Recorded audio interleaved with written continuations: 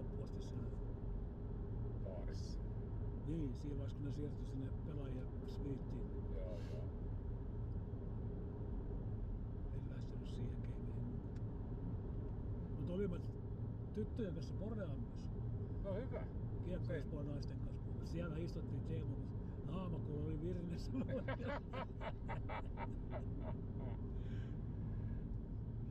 Ja oli ihan mukavia tyttöjä.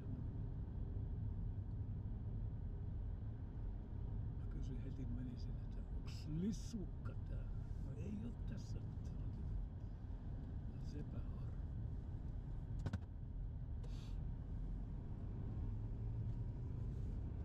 Minun piti ottaa Lisukan kanssa toi selfie, mutta ei tullut sit semmoista paikkaa. Kuusisalo, Kursisalo. En ole varmaan ikinä nähnyt.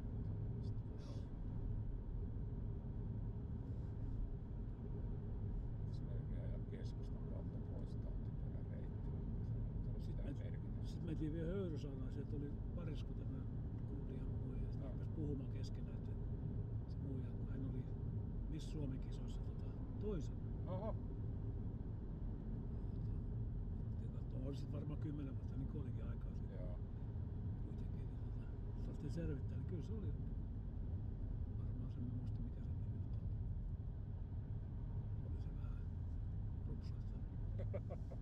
Käytetty. Ikällisiä on tullut. Niin, käytetty merkkejä. Joo. Mut ihan, se oli tosi röpseitä.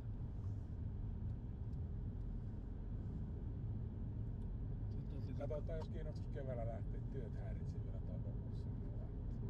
Oliko se huhtikuun? Kyllä mä lähden ainakin, jos se järjestetään.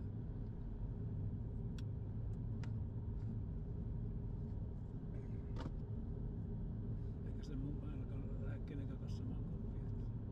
Se on hyvä, kun panee oven kiinni, siellä oot sitten. Mut siellä kun oli 4 hengen hytteen, niin se oli aika kova menomista. Ihan varmasti. Toiset tykkää sitä. Toiset tykkää. Sen verran jo ikää, ettei viitti lähteä. Mukavuuden halusit sitä ikää. Niin, sitä kai se on. Että ne kaljaset tai viinissä, mitä ne haluaa juoda, jos haluaa juoda, mutta sitten haluaa ehkä, että voit jostain harkita nukkumaan menemistäkin.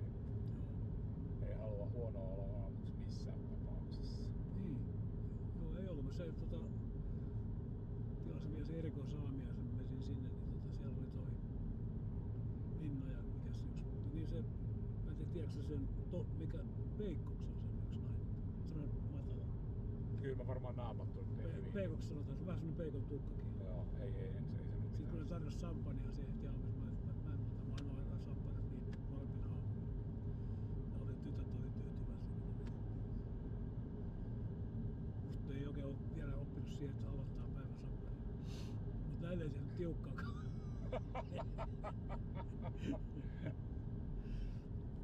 Mut ihan hyvä, se aamia oli tosi makea, ei tarvinnut siellä ruuhkas. Mä tulin pois ja mä kattelin, kun jengi jonotti siellä lautanen kädessä. Mikä on mun huippu tyttö oli, Hanna oli viime viikonloppuna jollain kaveritysen kanssa, sen lauluyhtiön porukan kanssa. Ne kävi Tukholmassa, niin huippu oli se, että yksi niistä tytöistä siinä, kun muut lähti hakemaan lisää ruokaa, niin se oli istunut siinä lautanen edessä ja nojaillut siihen ikkunaan, niin tarjolla oli vienyt sen lautasen siitä sivuhomminaan pois. Ai, ihan käyttämättömän? Ei vaan semmonen, missä oli ruokaa vaikka kuinka paljon jäljellä. Aha, joo. No joo. Mikä me ollaan menossa? En minä. Tää. Keskustaa tuolla. Ei mennä keskustaan. No sit mennään urheilualueelle. Joo. On vähän hidas toi navigaattori välillä. Se on nopea auto. Se voi olla. Venäläisesti häiritsee. Kepsi. Ei se ihan täällä, mutta Savonlinnan takana ja se kulma tuntuu, että... Ai tuossa on Suomelaillakin tuolla. Joo, se on ihan jatkuvaa siellä. Joo.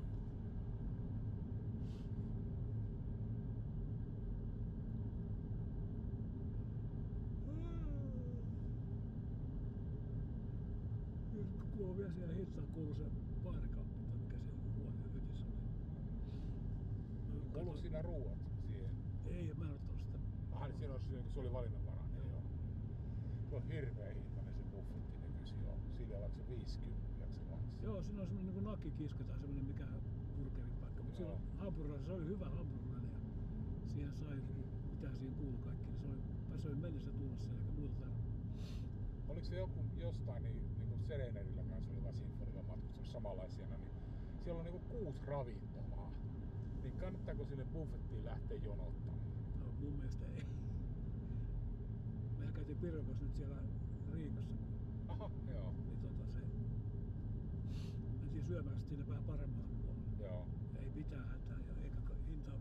Oikeastaan se oli sama mitä oli Joo. siellä. Ja se oli melkein tarjolla ja se asui koko ajan siinä pöydän vieressä. Oli valmiina hakemaan mitä tarvitaan. Eikä se ollut ihan täyskään.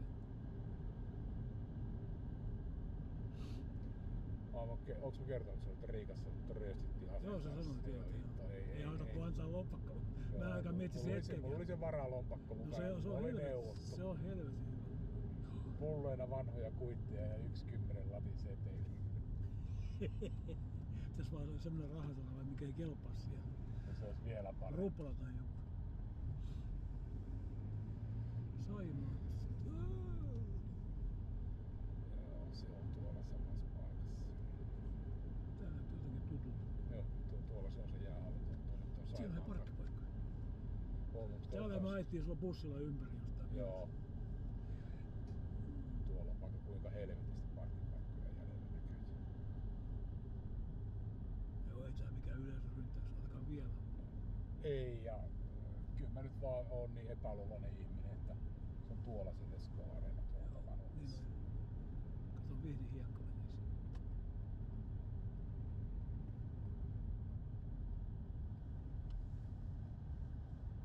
Minne me lähdetään viemään autoa? Mahdollisimman päälle tuonne särkkään. Ei tarvitse kävellä, se on hyvässä. Mitä täällä lukee? Varattu harjoitusalan käyttäjä. Tässä lukee vaan, että on parkkipaikka. Onko se kiekkoispo porukka? En tiedä. Mennään tähän näin, niin tästä päästään eteenpäin liikkeelle. Joo. Katsotaan parkkiruudussa, onko ruudussa.